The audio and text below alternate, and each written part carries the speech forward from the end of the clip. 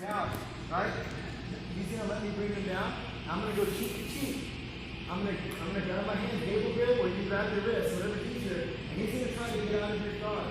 His goal is to break and then come up here. That's the drill. My goal is to try to keep him here until the counter goes off. I'm gonna sit tight on everybody, then you're gonna switch. So if he sneezes, go ahead, Renee, get up.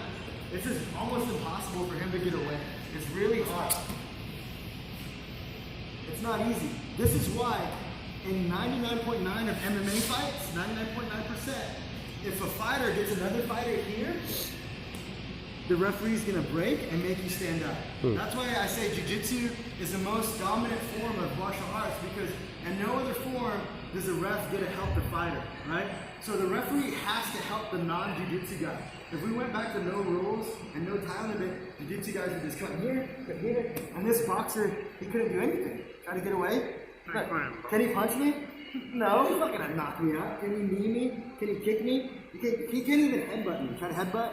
Because my cheek is connected to his cheek. He can't even headbutt me. So he just has to wait.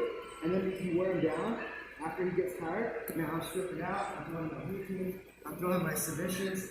Does that make sense? But what's happening, because it's more of a sport and drunk people want to see people get knocked out, they're going to say, break, stand up, let Renee hit you in the face. That's bullshit, man. That's not fair, you know? But I want you guys to practice this. So close guard, under the armpit, over the shoulder, cheek to cheek, and then see if you can get free, all right? Let's try it. 1, 2. We're going back.